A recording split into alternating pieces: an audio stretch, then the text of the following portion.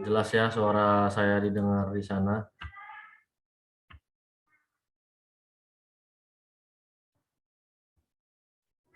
Baik, selamat malam semuanya. Salam sehat buat kita semua. Kita mulaikan aja untuk perkuliahan kita malam hari ini.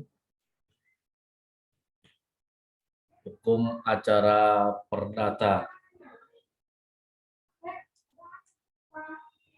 Nah, di portal jumlah yang hadir ada 10 orang.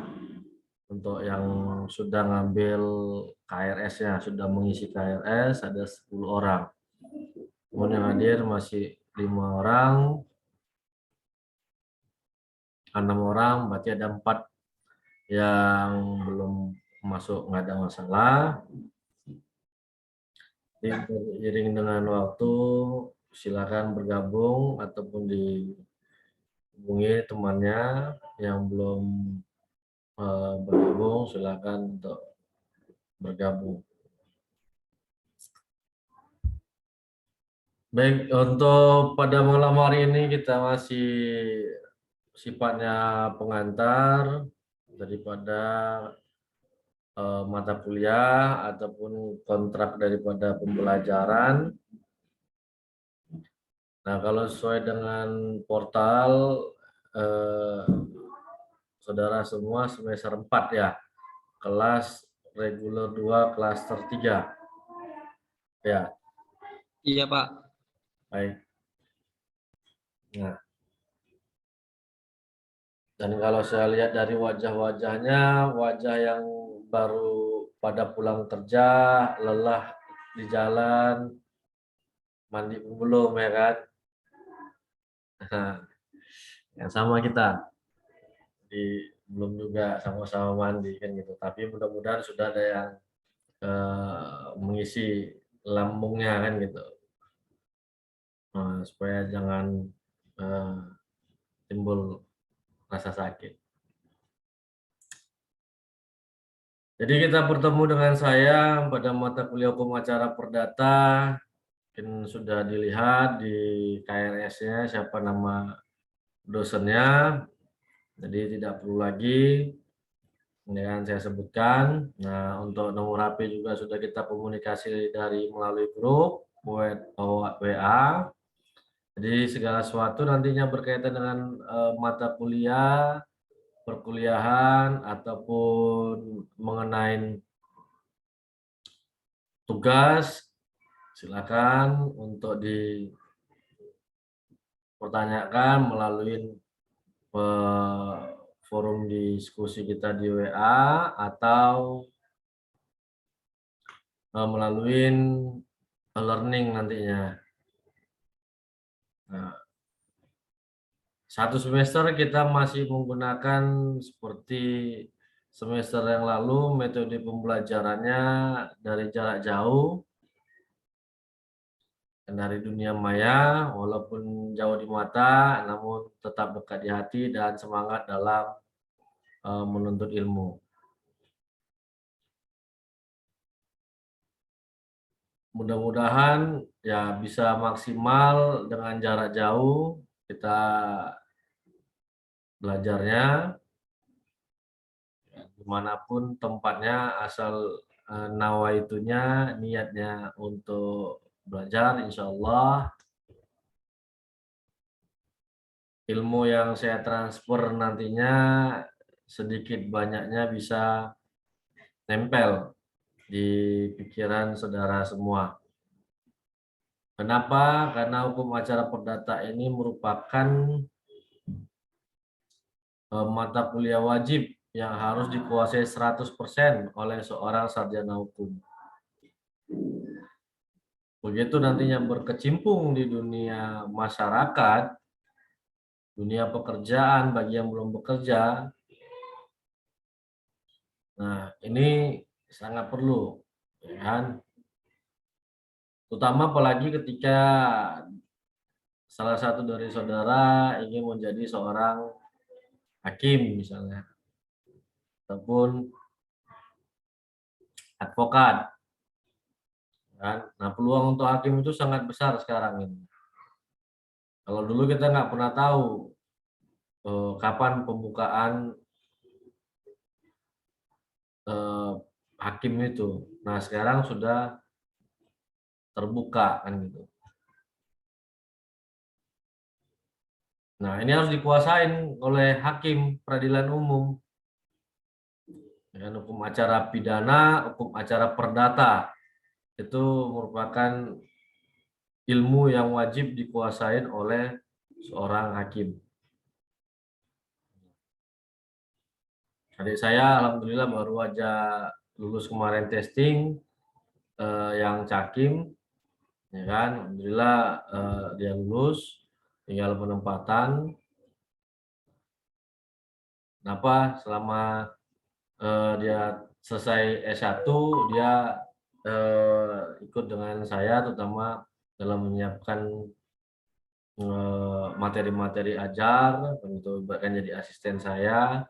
Jadi alhamdulillah, ya kan, dikuasainnya. Nah, inilah untuk saudara juga ketika saudara ingin menjadi seorang hakim ataupun advokat, inilah mata kuliah yang wajib 100% dihafal dan diingat.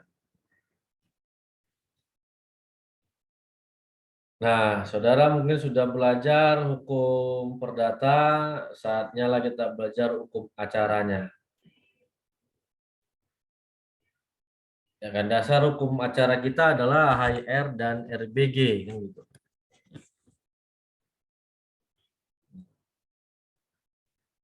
Isinya bersama, hanya saja peruntukannya ada yang untuk Jawa dan Madura, ada di luar Jawa dan Madura. Tapi pada dasarnya sama, untuk isinya hanya berbeda, disesuaikan dia dengan seperti sekarang ini perda kan gitu, sesuai dengan kondisi situasi di daerah tersebut. Nah, bagaimana budaya hukum di sana, nah itulah dibuat hukum acaranya. Ya. Jadi untuk perdata kita sudah murni masih mengadopsi dari Belanda. Ya kan, hukum perdatanya ya BW Burgerlich Wetboek. Ya kan? Ada berapa 4 buku dia? Berapa buku dia? Ada berapa buku di dalam BW itu?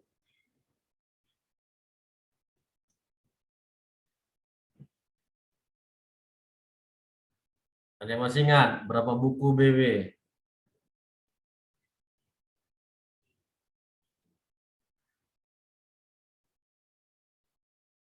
Semuanya lupa. Kalau lupa harus belajar lagi kita dulu nih. Di semester berapa hukum perdata?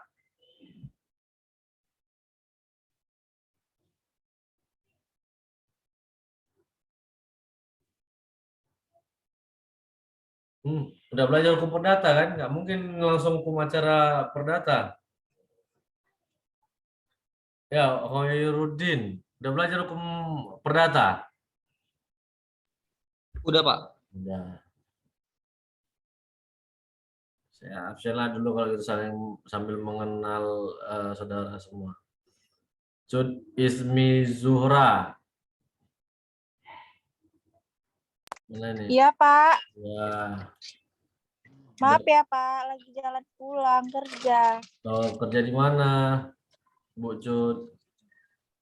Di Geraha, Pak. Geraha. Oke, baik. Lagi di jalan. Kemudian ada Dini Harmelina Ginting Suka. Mana nih Bu Dini, Kak Dini? Iya, Pak. Ya, lagi di mana posisi? Lagi di luar, Pak. Oh, di luar ya. Udah bekerja atau belum? Udah, Pak. Kerja di mana? Di Dinas Sosial, Pak. Dinas Sosial Kota Medan. Kota Binjai, Pak. Kota Binjai. Berarti di Binjai tinggalnya ini? Iya, Pak. Ada berapa buku untuk BW, masih ingat? Enggak, Pak. Ya, ya, oke. Ada Desi Mantiri baru masuk. Nah, Pak, ya, udah bekerja atau belum? baru pulang Pak. Baru pulang kerja. Iya Pak, Di mana baru kerjanya? nyampe di Laufrim Pak, di kantor pengacara bank saya. Di Bank Mandiri depan lapangan benteng Pak Roni Mantiri Pak. Oh, makanya saya sudah curiga ini. Mau saya tanya tadi ya kan, apa hubungannya dengan Bang Roni Mantiri? Rupanya itu abang. Abang kandung saya Pak, izin. Oh, iya, iya, iya, iya, iya, iya. Iya, iya, di Gedung Mandiri depan nama benteng. Nah, tapi Iya Pak, kalau izin. Bang Roni kan lebih banyak di Jakarta, ya kan, Iya daripada Pak, di iya. Medan.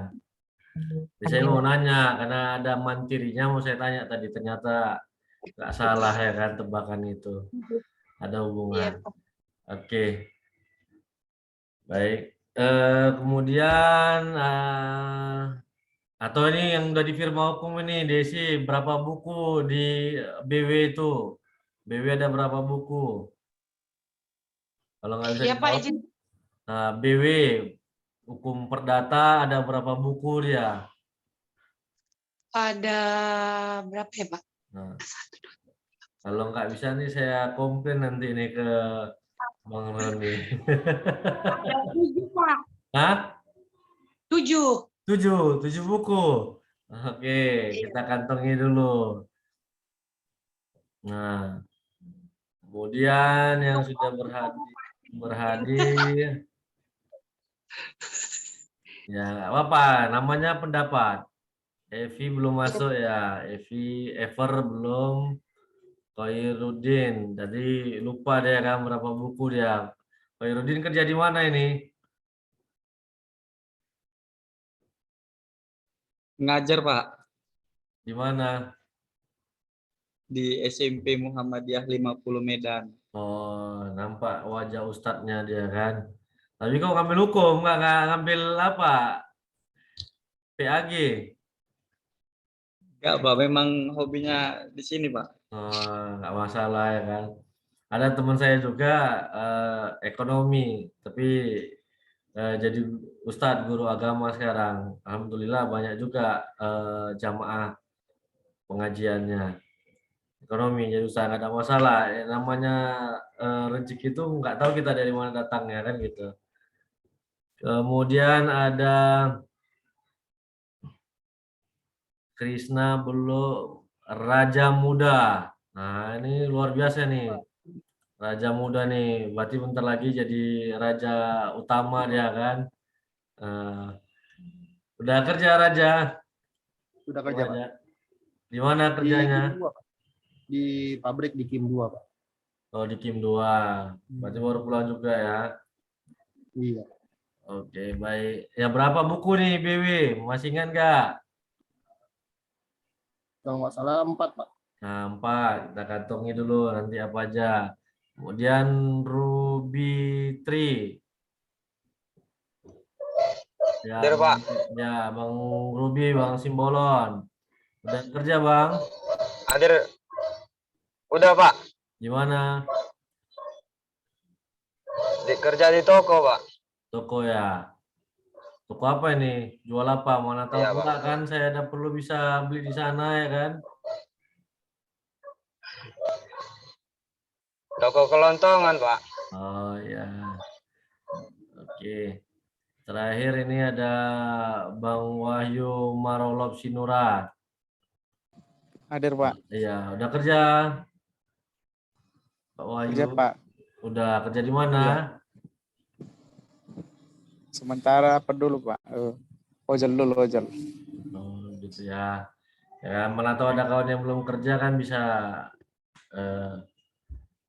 ditawarkan. Nah, Bang Wahyu tahu berapa buku BW?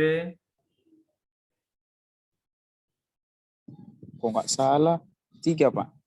Ya. Pak Jadi, izin 4 loh. oh, Desi merevisi 4, ya kan?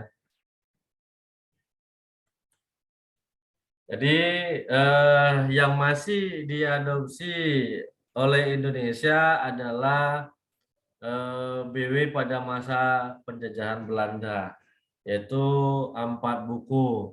Buku pertama tentang apa? Tentang orang. Buku kedua tentang Benda Pak, benda. Buku ketiga tentang perikatan, perikatan. Buku keempat tentang pembuktian. pembuktian dan daluarsa. Inilah dia hukum acara yang kita akan pelajari, yaitu di buku keempat, ya kan? Nah, buku keempat inilah merupakan hukum acara perdata kita, yaitu pembuktian dan daluarsa. Nah, kalau si Desi jawab tadi, di Belanda memang sudah bertambah dia bukunya. Nah, kalau kata Profesor dan Camilo itu sekarang sudah 6 buku untuk perdata maupun pidana juga sudah bertambah. Artinya memang mengikuti daripada perkembangan zaman.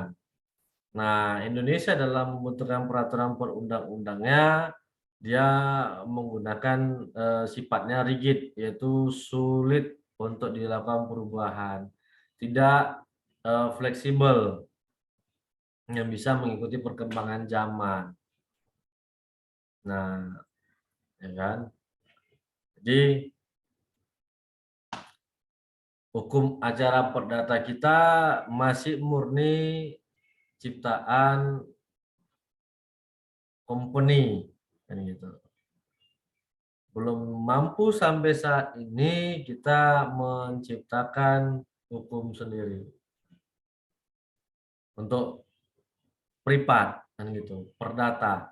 Tapi kalau pidana dia sudah ada, kan gitu. Kitab Undang-Undang Hukum Acara Pidananya nomor 1 tahun 81,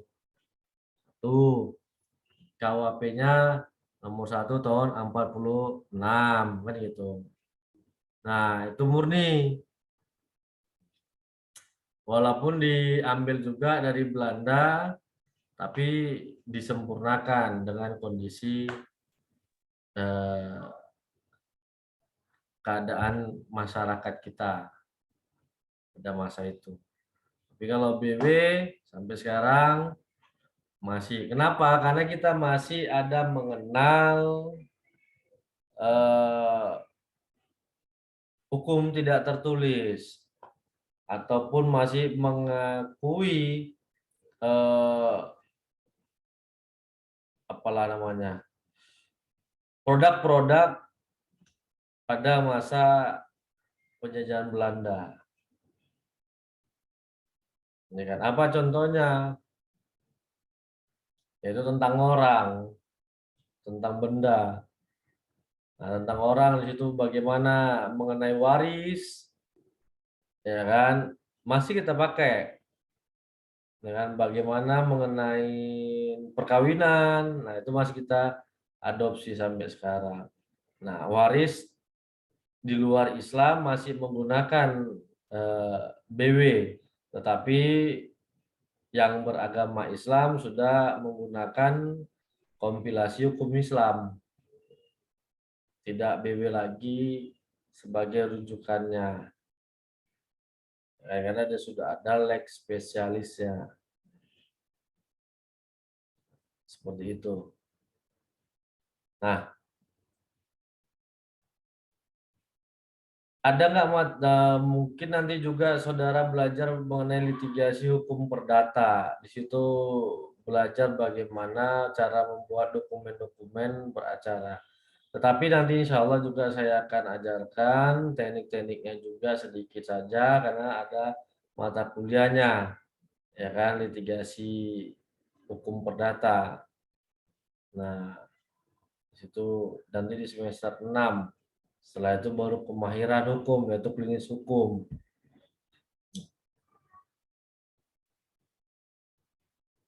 Dalam hukum acara perdata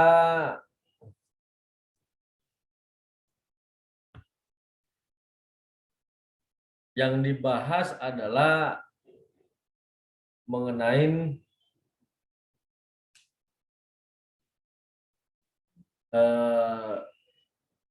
hak daripada seseorang. Indonesia hanya mengenal 2 jenis hukum.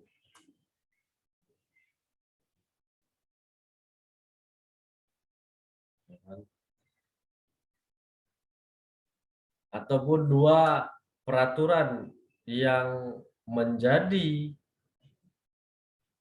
dasar setiap orang ataupun individu dalam bertindak.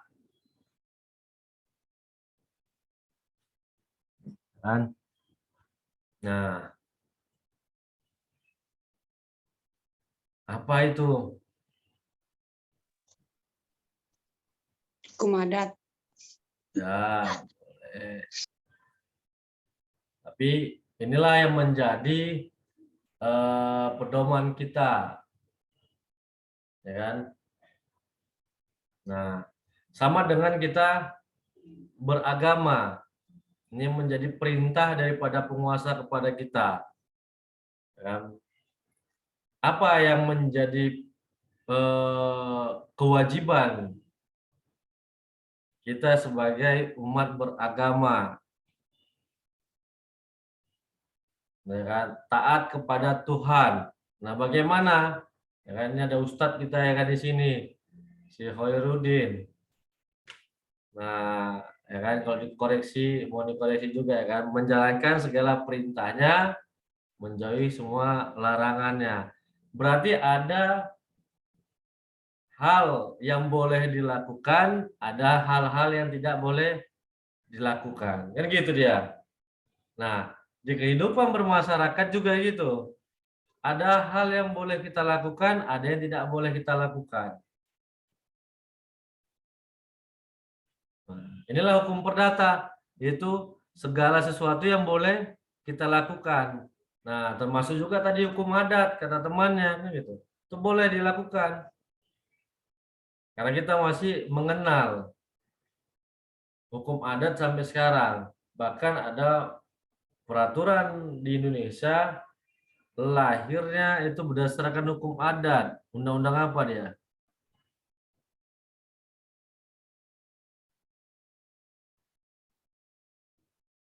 Kalian tahu? Nah, ini Desi lah ini. Saya senang ini Desi ini ya kan.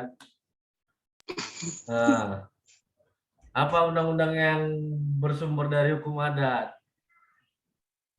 Undang-undang, Pak. Iya. Nah, tadi nggak salah Desi yang jawab tadi hukum adat ya kan.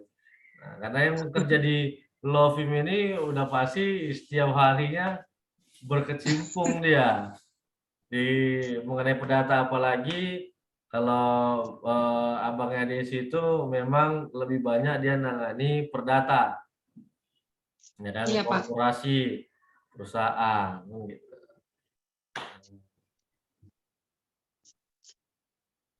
Ya kan, makanya dibaca buku di kantor itu pasti banyak koleksi beliau tuh, nggak mungkin nggak ada buku koleksinya di kantor. Iya, Pak. Karena ini, Pak. Karena apa, Pak? Banyak pikiran. Aduh, udah berapa? Udah berumah tangga? Udah single ini, Pak. Hah? Itulah makanya disuruh abang jadi Nggak ada yang bisa yang di kelas ini mencuri hatinya Desi. Aduh. jangan lah. Ya, jadi hukum adat yang digunakan sampai sekarang ini yang menjadi acuan dasar sumber dalam membuat satu undang-undang, yaitu yang kita kenal yang paling gampang ya. Ini undang-undang paling kotor lah saya bilang, yaitu undang-undang pokok-pokok agraria, ya kan, karena main tanah aja dia. Nah kan kotor ya, kalau orang tua kita dulu kecil kalau kita main tanah marah dia, oh kotor kan tangannya katanya. Nah inilah dia kan, undang-undang pokok agraria sumbernya adalah dari hukum adat. Nah, Jadi hukum adat itu adalah segala sesuatu yang boleh dilakukan. Apa yang nggak boleh dilakukan? Yaitu hukum pidana. Itu hal yang dilarang untuk dilakukan oleh setiap individu. Nah, ada kalanya juga hal-hal yang boleh dilakukan ini ternyata agak membelok dia. Inilah dia diluruskan sama hukum acara perdata. Anda tidak boleh sesuka hati dalam berbuat, kan gitu. Ini ada aturan mainnya. Ibaratkan kita makan, ada urutannya, kan gitu ya. Ada tata caranya. Nah, ketika salah satu tidak dilaksanakan, nah berarti kan ada ingkar janjinya di sini, kan gitu dia. Nah, inilah yang harus diluruskan kembali gitu, supaya jangan banyak yang lainnya tidak dilaksanakan. Kan itu dia. Nah, jadi inilah yang menjadi acuan kita, ya kan, di dalam proses hukum acara perdata.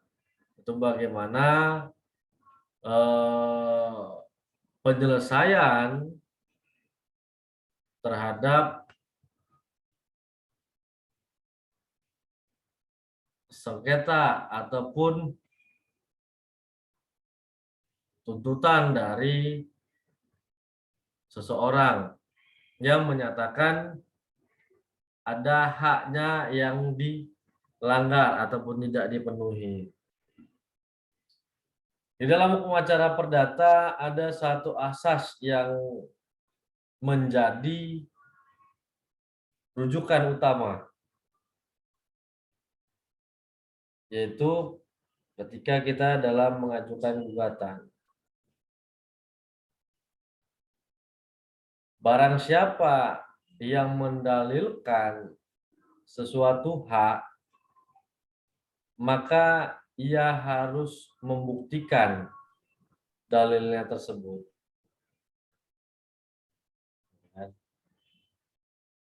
Barang siapa yang menyatakan bulan ada miliknya, maka dia harus bisa membuktikan bulan itu miliknya. Nah, barang siapa merasa dirugikan akibat perbuatan orang lain, maka dia harus membuktikan bahwa benar orang lain tersebut telah merugikan dirinya. Nah, jadi bukan orang yang kita tuduh itu yang membuktikan bahwa dia telah melakukan suatu tindakan yang merugikan orang lain. Nah, di dalam hukum acara perdata nanti akan kita belajar, ya kan? Nah, ada volunteer, ada contentious, kan gitu.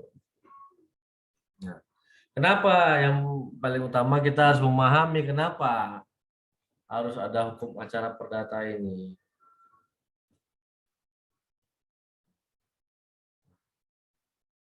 Yang namanya manusia memiliki kodrat yang tidak pernah puas.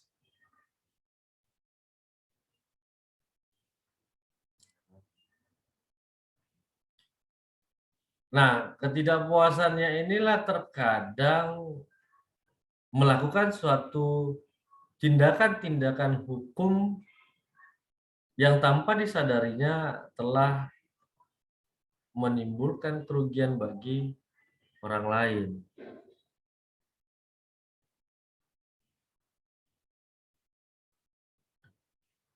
Nah, yang sering terjadi kalau di dalam hukum acara perdata ini adalah jambu, ya kan. janji busuk kalau kata lagu ya kan. Ingkar janji. Nah, ini sering mungkin kita dengar ya kan, janji. Ada dua jenis nantinya persoalan, kita fokusnya kepada kontentiosa, yaitu adanya sengketa, bukan volunteer, tanpa ada sengketa. Kontentiosa, nah ada sengketa, ada sebuah hak orang lain yang dilanggar ataupun tidak dipenuhi. Dan gitu dia. Jadi hak inilah yang harus dia perjuangkan. Ada dua sengketa di dalam hukum perdata, hukum acara perdata, yaitu one prestasi dan perbuatan melawan hukum. Ya, kita bahas. Nah, namun sebelum jauh kita melangkah ke sana, langkah baiknya ya ibaratkan sebuah pertandingan olahraga ada aturan mainnya. Nah, demikian juga di dalam perkuliahan di kelas saya ada juga aturan mainnya, tetapi tidak yang sulit, ya kan? Nah, karena kita kampus merdeka, ya merdeka belajar, jadi mahasiswa bisa berkoordinasi dengan dosennya untuk metode pembelajaran yang efektif itu bagaimana.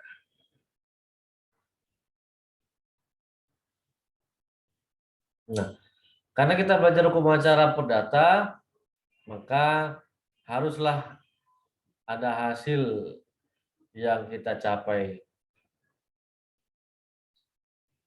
Paling tidak, saudara nanti mampu dalam membuat sebuah gugatan.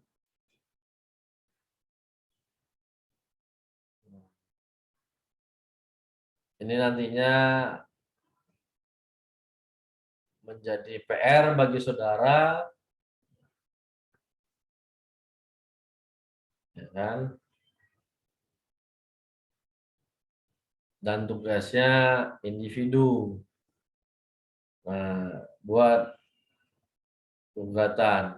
Nah, posisinya adalah saudara seorang kuasa hukum atau pengacara. Berarti harus membuat surat kuasa. Kalau Desi ya udah cuci mata lah kan buat kuasa, nanti bisa minta contoh sama Desi, gugatan lagi banyak sama Desi, ya kan, jangan, tapi harus pandai lah membujuk si Desi kan.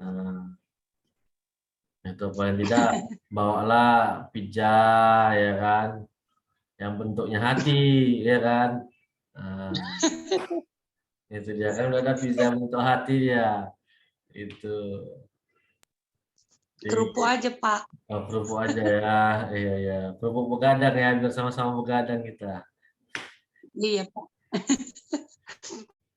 Nah, itu jadi kenapa individu, supaya saudara bisa nantinya mampu ketika membuat dokumen litigasi hukum acara perdata nantinya di semester 6.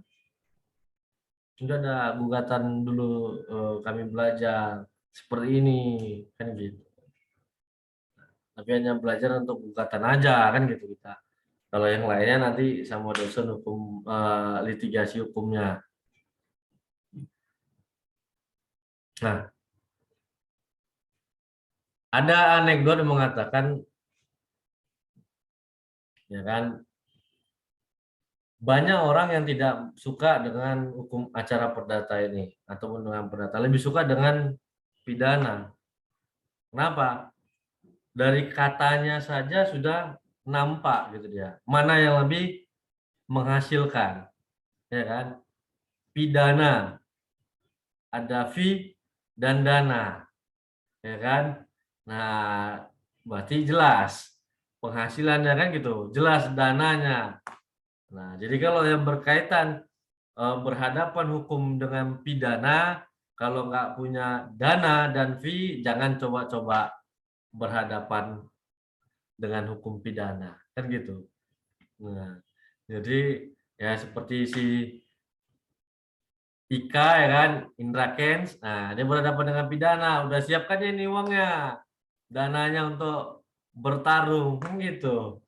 Nah, jadi dia berani untuk berhadapan dengan pidana. Beda dengan perdata. Nah, berarti apa yang harus kita kuatkan? Yaitu dokumen, data, per lembar, kan gitu. Per berkas. Nah, kenapa orang nggak mau? Kenapa dia harus mempelajari, membahas, membuka dari detail mana ini menjadi pelanggaran ataupun celah hukumnya untuk diajukan gugatan. Yang membaca gitu dia. Nah, bagaimana membaca, menulis saja saya tidak bisa katanya, ya kan? Nah, itu dia. Jadi bagaimana menulis, membaca saja saya sulit katanya. Orang-orang menjauhiku katanya. Nah, jadi orang-orang perdata ini adalah orang yang rajin membaca. Karena dia akan melihat dari mana. Ya, tadi setiap suatu perbuatan yang dibuat oleh seseorang pasti sedikit banyaknya ada kekurangan. Nah, kekurangan inilah dia yang menimbulkan kerugian bagi seseorang.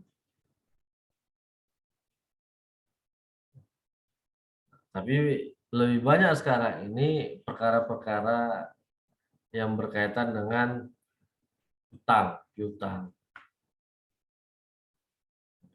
Nah, nanti kita akan belajar juga sedikit mengenai gugatan sederhana.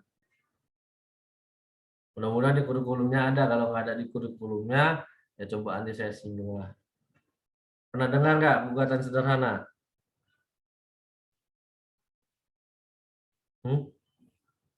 Belum. Ini jadi diem semua ini ya kan, abang-abangnya ini ya kan. Belum pernah dengar. Nah, hukum perdata nggak ada bahas itu ya.